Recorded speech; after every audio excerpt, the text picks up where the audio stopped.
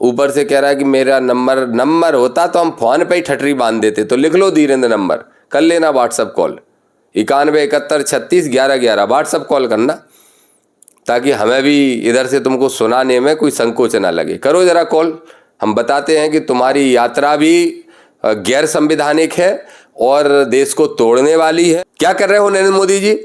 एक आदमी सरेआम बाबा साहब का अपमान करते हुए गंदे शब्द बोल के इस देश के करोड़ों लोगों को दुखी कर रहा है। और मैं भविष्य की रणनीति को लेकर उनसे बात करना चाहता था, तो हम लोगों की विस्तार पूर्वक चर्चाएं हुई। दोनों जब तक एससी और ओबीसी एक साथ नहीं आएंगे तब तक हम इन बेईमानों को सत्ता से उखाड़ के नहीं फेंक पाएंगे। नमस्कार दोस्तों, एक बार फिर से स्वागत है आप सभी का भारत दस्तक के ऊपर। आज हमारे साथ एक बार फिर से है दामोदर यादव जी, जो लगातार बहुजन मुद्दों को लेकर मध्य प्रदेश में अपनी आवाज उठा रहे हैं और सरकार के नाक में दम कर रखे हैं। तो आइए उनका बहुत बहुत स्वागत करते हैं। स्वागत है आपका। बहुत बहुत धन्यवाद भाई सुमित जी, और आपको इसके लिए भी धन्यवाद कि हमारी आवाज़ जो बहुजनों तक पहुंचना चाहिए उसको पहुंचाने का काम आप कर रहे हो, और बहुत तेजी के साथ आपके माध्यम से भी क्रांति आ रही है। सर, आवाज़ तो आपकी हर जगह पहुंच रही है, लेकिन उन लोगों तक भी पहुंच रही है, शायद उन लोगों से आपको खतरा भी हो सकता है। मैं अभी एक वीडियो देख रहा था सोशल मीडिया के ऊपर, बाबा है धीरेन्द्र शास्त्री बागेश्वर धाम वाले, वो हालांकि उन्होंने आपका नाम नहीं लिया, लेकिन जो बातें उन्होंने कही कि मेरे खिलाफ लेटर दिया है राष्ट्रपति को, ये सारी बातें अपनी हुई थी और आपने हमारे मीडिया में भी कहा था ये सारी चीज़ें हमारे चैनल पे। तो ऐसा लगता है कि उन्होंने आपको टारगेट करा हुआ है बिना नाम लिए, हालांकि आपका नाम नहीं लिया उन्होंने, लेकिन नहीं, मैं वो धीरेन्द्र ने जो बोला है मैंने भी सुना अभी, और वो मेरे ही ऊपर बोला है, निश्चित रूप से बोला है, क्योंकि हमारे ही संगठन ने राष्ट्रपति जी को चिट्ठी लिख के मांग की है कि यात्रा रोकी जाए, और कौन मांग करेगा। देखिए, जो भी है हमारे जो साथी हैं वही ये मनुवाद के और इस तरह के आडंबर पाखंड के खिलाफ लड़ रहे हैं। आज़ाद समाज पार्टी भी लड़ रही है, भीम आर्मी भी लड़ रही है, और हमारे दलित पिछड़ा समाज संगठन के लोग लड़ रहे हैं और खुल के लड़ रहे हैं। तो उन्होंने कहा कि ठठरी के बंदे गालियां भी दी है। अब मैं भी बुंदेलखंडी हूँ, तो मैं भी कहूँगा कि धीरेन्द्र, ठठरी के बंदे को मतलब जाना तो तुम, ठठरी के बंदे को मतलब, ठठरी मतलब हो तो मृत सैया। बताओ कौन उस संत ऐसी भाषा बोले? शर्म नहीं यार धीरेन्द्र, कैसा आदमी है? किसने तुम भाई तुझे संत बना दिया? ऊपर से कह रहा है कि मेरा नंबर होता तो हम फोन पे ही ठटरी बांध देते। तो लिख लो धीरेन्द्र नंबर, कर लेना व्हाट्सअप कॉल 9171361111 व्हाट्सअप कॉल करना, ताकि हमें भी इधर से तुमको सुनाने में कोई संकोच ना लगे। करो जरा कॉल, हम बताते हैं कि तुम्हारी यात्रा भी गैर संवैधानिक है और देश को तोड़ने वाली है, और जो नाटक नौटंकी करते हो आडंबर दिखा के, वो सब भी फर्जीवाड़ा है। नहीं, आपका नंबर तो उन्होंने भरे मंच से मांगा और बोल रहे थे कि हम कॉल भी लगाएंगे, बात करेंगे। तो इससे आपको कोई डर नहीं लगता कि इतना बड़ा व्यक्ति, इतना बड़ा बाबा, जो इतना सपोर्ट है उनको, हिंदू धर्म का भी है, पॉलिटिकल भी सपोर्ट हो सकता है? पूरा पॉलिटिकल सपोर्ट है। जिस व्यक्ति के लिए प्रधानमंत्री बोले मेरा छोटा भाई है, और बड़ा पॉलिटिकल सपोर्ट क्या होता है? लेकिन पॉलिटिकल सपोर्टों से लड़ने वाले ही तो लोग हम हैं। आडंबर पाखंड गैर संवैधानिक बातों से लड़ने वाले लोग हैं। तो हमें डर, अगर हम डर गए तो हम बाबा साहब, कांसीराम साहब, महात्मा फुले और पेरियार साहब, मुलायम सिंह जी, सुखलाल जी, फिर हम इन सब की संतानें थोड़ी कहलाएंगे, इनके वंशज थोड़ी कहलाएंगे। अगर ये डरे होते तो आज हम यहाँ शान से नहीं बैठे होते, और आज हम डर जाएंगे तो फिर हमारी आने वाली पीढ़ियां डरी बैठी रहेंगी। डरना तो छोड़िए, इनको ठिकाने लगाएंगे संवैधानिक तरीके से। कोर्ट में भी लड़ेंगे, सड़क पे भी लड़ेंगे, सदन में भी लड़ेंगे, लेकिन इनके आडंबर और पाखंड को रोक के दिखाएंगे। आप लगातार ये लड़ाई लड़ रहे हैं। आपने राम भद्राचार्य जो एक बाबा है जिन्होंने संविधान को लेकर कुछ कहा था, बाबा साहब को लेकर भी कुछ बातें कही थी जो कही नहीं जा सकती हमारे द्वारा, तो उनके खिलाफ भी आपने बोला। आप धीरेन्द्र शास्त्री जी के पीछे भी पड़े हुए हैं। क्या कारण हो सकता है कि आप हिंदू धर्म के जो महंत है या फिर बाबा है इनके पीछे पड़े हुए हैं? कोई विशेष कारण है इसका? नहीं, देखिए, मैं किसी भी धर्म के खिलाफ नहीं हूँ। मैं स्वयं जिस धर्म में जन्मा हूँ, मुझे मेरे माँ बाप ने सनातन ही शुरू से दिखाया, सिखाया। मैंने खुद गीता, महाभारत, शिव पुराण सब का अध्ययन किया। लेकिन मैं एक निष्कर्ष पे पहुंचा हूँ, कोई भी धर्म अगर महान है तो तब महान होगा जब वो मानवतावादी होगा। कोई भी धर्म तब महान होगा जिसमें समानता होगी, जाति के आधार पे, वर्ग के आधार पे किसी को ऊंचा नीचा नहीं देखा जाएगा। लेकिन अगर किसी मंदिर के अंदर किसी कुशवा समाज के लड़के को पैर धुल के पीने के लिए मजबूर किया जाएगा, उच्च जाति के व्यक्ति का, किसी जाटव समाज के वृद्ध को एक मंदिर की सीढ़ी पे बैठ के, और अगर उसको खांसी से पेशाब आ जाती है तो उस पेशाब को चाटने के लिए मजबूर किया जाएगा, और फिर लोग बोलेंगे जोर से बोलो जय श्री राम। तो ये तो जय श्री राम का को नष्ट करने वाले लोग हैं। असली इस धर्म के दुश्मन हैं जो सनातन ये लोग कहते हैं, तो धीरेन्द्र शास्त्री ही है, रामभद्राचार्य है, अनिरुद्धाचार्य है। ये जो लोग हैं यही इस धर्म के दुश्मन हैं। इन्होंने ही, आप, मैं तो एक ही सवाल पूछता हूँ, आज से 25 साल पहले इस देश में कितना हिंदू था और आज देश में कितना हिंदू बचा? ये जातिगत जनगणना के साथ एक मांग कर रहा हूँ, मुख्यमंत्री जी तक बात पहुँच जाएगी। देखते हैं, पहुँचते हैं, तुरंत पहुँचता है। आपका चैनल आजकल सब देखते हैं कि दामोदर यादव जो बोल रहा है वो भारत दस्तक पे तो सुन लो। तो मैं कहूँगा ये बात कि एक जांच और करा लो भाइयों। जातिगत जनगणना का तो आश्वासन दे ही रहे हो, एक बार इसका आश्वासन और दे दो कि आप कौन किस धर्म का कितने फॉलोवर बचे हैं इस देश में, ये पता कर लो। जब ये पता करोगे तो ये आडंबरी पाखंडियों की जमीनें खिसक गई हैं जी, जमीनें खिसक गई हैं। 125 करोड़ की 140-45 करोड़ की आबादी वाले देश में अगर आज आप 4-5 कॉलम बना के जांच करवाओगे तो इन लोगों का जो धर्म है, जो जिसके ठेकेदार बने बैठे हैं, उसके तो लोग बचे ही नहीं है। मानवतावादी लोग ज्यादा हो रहे हैं। सर आपका भी कुछ दिनों का दौरा भी था ग्वालियर और भिंड का, आप पीड़ित परिवार से भी मिले जहाँ पर मार पिटाई की गई, पेशाब भी पिलाई गई, पेशाब छिड़की गई व्यक्ति के ऊपर। परिवार से मिलने के बाद क्या अनुभव रहा आपका? देखिए, उस लड़के को जब मैं सुन रहा था तो मेरी आंखों में आंसू आ गए, और फिर मुझे आडंबर और पाखंडियों पे गुस्सा आया। वो लड़के को मारते पीटते हुए और पेशाब भर के उसको पीने के लिए कहते हैं लो चिन्नामृत पी लो मंदिर का। नहीं, चरणामृत किसको बोलते हैं? चरणामृत बोलते हैं भगवान की पूजा करते वक्त उनको जो जल वल चढ़ा के जो रहता है उसको देते हैं, बाहर बांटते हैं। तो मतलब एक उच्च जाति के आदमी ने पेशाब करके वो दे दी और बोले ये चिन्नामृत है, इसको पी लो। मतलब वो भगवान के भी जो चरणामृत आता है उससे भी ज्यादा शुद्ध एक सवर्ण का पेशाब बता के पिलाया जा रहा है, उसमें पिलाया जा रहा है। तो फिर जब मुझे कष्ट हुआ वहां पे, तो मैंने फिर वहां मांग की, और फिर से कह रहा हूँ ये धीरेन्द्र शास्त्री की यात्रा और ये नौटंकियां तो हम बंद कराएंगे ही, लड़ेंगे हम लोग, और हर हाल में लड़ेंगे। हमारा संगठन, हमारी पार्टी, हमारा मिशन, हमारे नेता सब इसके लिए आंदोलन करेंगे, और आंदोलन करने जा रहे हैं। संभवतः 3 तारीख को राजधानी में भोपाल में आंदोलन हो रहा है। और दूसरी, राष्ट्रपति को चिट्ठी लिखी, जो धीरेन्द्र शास्त्री कह रहे हैं सही कह रहे हैं। कोर्ट जा रहे हैं, हाँ कोर्ट गए हैं हम, ये भी वो धीरेन्द्र शास्त्री सही कह रहे हैं। लेकिन मैं ये बोल रहा हूँ कि इसके साथ साथ मैंने एक मांग और ग्वालियर में की, ग्वालियर में भी प्रेस की, भिंड में भी की। दौरा बहुत ज़्यादा विवादित रहा, चर्चाओं में रहा, प्रशासन बहुत तनाव में रहा। तो मैं यही कह रहा हूँ कि प्रशासन तनाव में क्यों है? अगर एनएसए की कार्रवाई दमोह की घटना पे हो सकती है, दमोह में भी जाति के आधार पर घृणित घटना की गई थी, तो वैसी ही घटना अटेर में भी की गई है। तो फिर भिंड के एसपी ने एनएसए क्यों नहीं लगाया?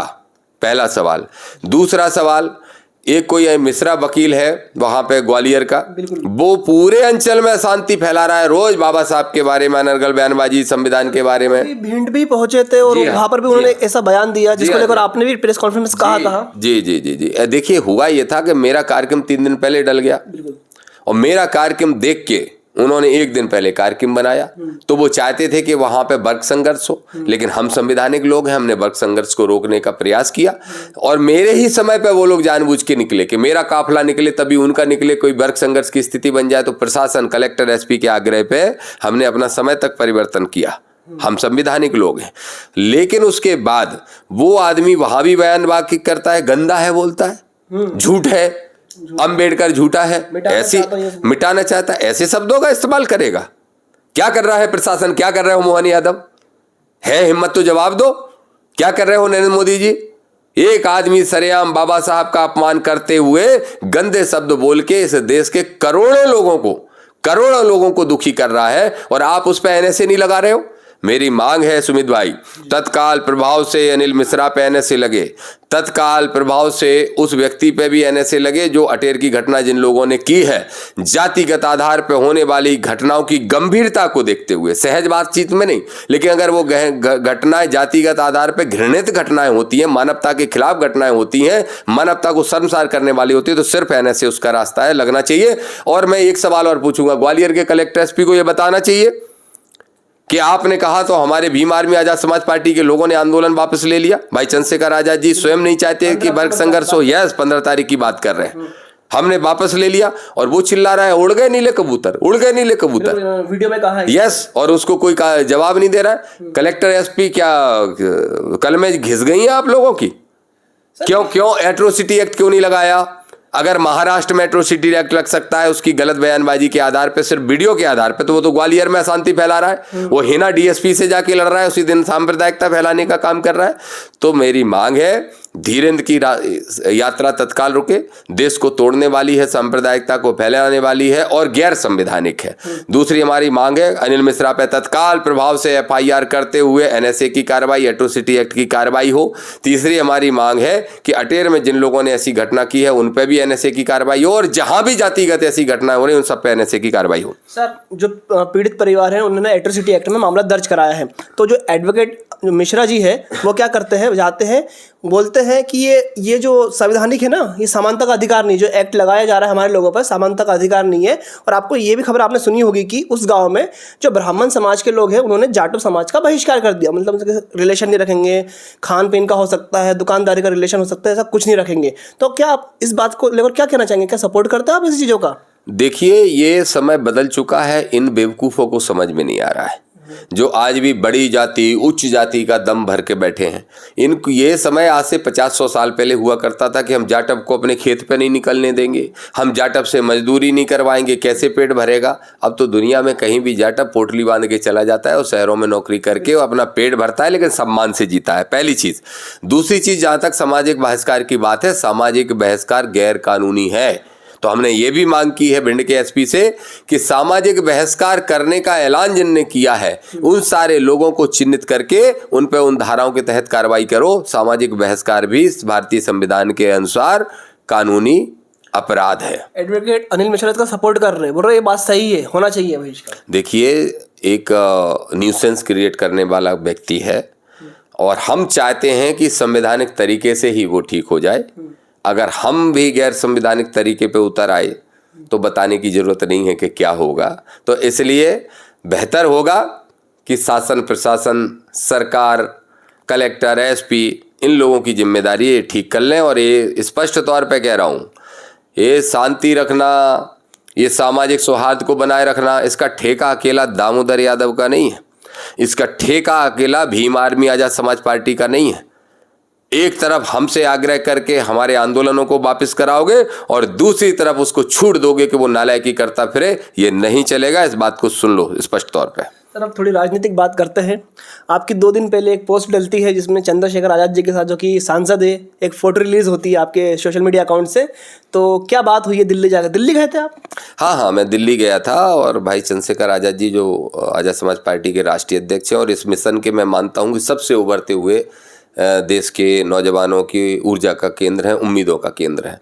मैं उनसे मिला और हम दोनों भाइयों के बड़े अच्छे संबंध हैं और उसी पार्टी से मैंने चुनाव लड़ा है, उसी विचारधारा को भी मैं फॉलो करता हूं, अभी तक उसी पार्टी का मैं सदस्य भी हूं। तो उस नाते वो मेरे राष्ट्रीय अध्यक्ष भी हुए और बहुत ही अच्छे व्यक्ति हैं, संघर्ष जिस तरह से कर रहे हैं। तो मैं उनसे मिला और लंबे समय बाद, लगभग 2 साल के अंतराल के बाद हम दोनों भाइयों की मुलाकात हुई।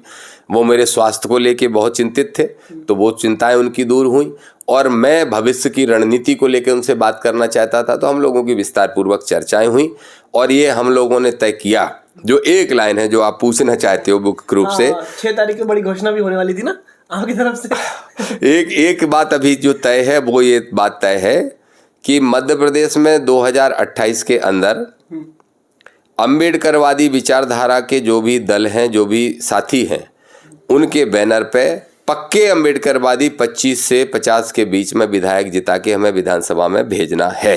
अब आप पूछोगे प्लेटफॉर्म क्या होगा? अब आप पूछोगे प्लेटफॉर्म क्या है? मैं आपको बता रहा हूँ, मेरा प्लेटफॉर्म आजाद समाज पार्टी है और मैं चाहता हूँ कि आजाद समाज पार्टी ही इसको लीड करे इस मध्य प्रदेश के अंदर। मैंने भाई को बताया, चंद्रशेखर आजाद जी को, कि ये बहुत जरूरी है कि मिले मुलायम कांसीराम वाला फार्मूला लागू किया जाए। दोनों जब तक एससी और ओबीसी एक साथ नहीं आएंगे तब तक हम इन बेईमानों को सत्ता से उखाड़ के नहीं फेंक पाएंगे। तो कोई भी पार्टी, अगर कोई राष्ट्रीय अध्यक्ष है एससी का व्यक्ति, तो सेकंड पोजीशन पे अपने आप ओबीसी का होना चाहिए। स्टेट में भी वही स्थिति होना चाहिए, टिकटों में वही स्थिति होना चाहिए। जब ऐसा गठबंधन दिखाई देगा तो यादव हो, कुशवाहा हो, पाल हो, दांगी हो, रावत हो, मीणा हो, कुर्मी हो, किरार हो, लोधी हो, साहू हो, नाई हो, केवट हो, ये सारी जातियां किसी भी रूप में अम्बेडकरवादी बनने में इनको दिक्कत नहीं है, संविधानवादी बनने में अब दिक्कत नहीं है। हम जैसे लोग चिल्ला चिल्ला के गला फाड़ के रोज समझा रहे हैं। तो ये बहुत जरूरी है कि इनको समेटा जाए, एक राजनीतिक शक्ति बनाई जाए और संविधान को बचाते हुए सबको हक दिलाने का काम किया जाए। नहीं सर, मेरा प्रश्न ये है कि आपने बोला बहुत लंबी चर्चा हुई है चंद्रशेखर आजाद जी से, तो क्या आप पार्टी में ही रहेंगे या अलग मंच बना रहे हैं या फिर क्या हो सकता है आने वाली कुछ ऐसा संकेत तो दीजिए, क्योंकि हमारा जो वीडियो वायरल हुआ था उसमें काफ़ी लोगों ने मुझसे पूछा है कि दामोदर यादव जी कोई नई पार्टी बनाना चाह रहे हैं क्या। भाई चंद्रशेखर आजाद जी के नेतृत्व के कारण मुझे आवश्यकता इसकी महसूस नहीं होती कि हमें नई पार्टी बनाने की ज़रूरत है। और मैं उस विचारधारा का हूँ कि 14 साल के अकबर को स्वीकार करना चाहिए अगर उसमें महानता के गुण हैं तो। भाई चंद्रशेखर आजाद जी में इस देश का बहुजनों का नेतृत्व करने की क्षमता मैं देखता हूँ। और मैं आज एक बात ज़रूर आपसे कह सकता हूँ, राजनीतिक प्लेटफॉर्म कुछ भी रहें, कभी भी रहें, मेरा राजनीतिक प्लेटफॉर्म चंद्रशेखर आजाद जी के नेतृत्व वाली आज़ाद समाज पार्टी ही है। दूसरी बात ये भी स्पष्ट तौर पे कहना चाहता हूँ कि दोनों भाइयों का लक्ष्य एक है। मैं तो उनका भी सम्मान करता हूँ जो इस दल से अलग हैं लेकिन अपने दल वाले हैं, जैसे स्वामी प्रसाद मौर्य साहब, मैं उनका बहुत बड़ा प्रशंसक हूँ, उनसे भी मेरी लंबी चर्चा हुई है। और भी ऐसे विचारधारा के बहुत सारे हमारे भाई आर.डी. प्रजापति जी हैं, पूर्व विधायक, वो भी इसी विचारधारा के हैं। हाँ जी, ओबीसी महासभा के हमारे बहुत सारे साथी हैं जो पक्के संविधानवादी हैं, उस विचारधारा के। हम तो सबका स्वागत करते हैं और सबको एकजुट करके पूर्व विधायक और जितने भी बहुजन नेता है जो सामाजिक न्याय की लड़ाई लड़ रहे, सबको 28 में एकजुट करके कुछ बड़ा मंच देने वाले हैं आप लोग। निश्चित रूप से इतना बड़ा मंच देंगे कि बीजेपी और कांग्रेस की चूलें हिल जाएंगी। इतना बड़ा मंच देंगे कि सिर्फ भीड़ नहीं, विधानसभा के अंदर शक्ति और ताकत और संख्या दिखाई देगी। सर, आपने भी कहा कि हम 3 तारीख को कोई आंदोलन कर रहे हैं, एक बड़ा आंदोलन हमारा, तो क्या है वो आंदोलन मतलब? देखिए 3 तारीख को तो अभी हमारे जिलाध्यक्ष जी ने बताया भोपाल के, और सब साथियों ने बताया, अभी मुझे जानकारी दी कि जो धीरेन्द्र शास्त्री की यात्रा को रोकने के लिए चूंकि राष्ट्रपति जी से समय नहीं मिल पाया मिलने का, तो उनके प्रतिनिधि के रूप में प्रदेश की राजधानी में राज्यपाल बैठे हैं। तो राज्यपाल के पास वो जा रहे हैं अपनी बात रखने के लिए, ज्ञापन देने के लिए, और बड़ी संख्या में जाएंगे। लेकिन वो बता रहे हैं कि पहले प्रदर्शन करेंगे उस यात्रा के खिलाफ, गैर संवैधानिक यात्रा। हाँ, मैं तो हूँ ही, क्योंकि मैं तो संगठन में काम करते ही हूँ। निश्चित रूप से मैं भी रहूँगा। तो ये आंदोलन होने जा रहा है। और मैं किसी कीमत पे, मैं फिर से कह रहा हूँ, धीरेन्द्र शास्त्री गलतफहमी में मत रहना।